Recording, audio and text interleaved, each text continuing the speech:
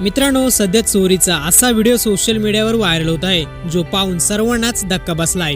सर्वांच्या डोळ्यात देखत चोराने आयफोन चोरलाय, पण तो कसा? व्हिडिओ पूर्ण पाहण्याआधी चॅनलवर जर नवीन असाल तर चॅनलला नक्की सबस्क्राइब करा। मित्रांनो, व्हिडिओत तुम्ही पाहू शकता एका मोबाईलच्या दुकानात खूप गर्दी दिसत आहे। तिथे हा व्यक्ती अगदी काउंटर जवळच उभा आहे। त्या व्यक्तीच्या हातात आधीच त्याचा एक मोबाईल आहे। ती व्यक्ती विक्रेत्याला आयफोन दाखवायला सांगते। विक्रेता त्या व्यक्तीला आयफोन काढून देतो।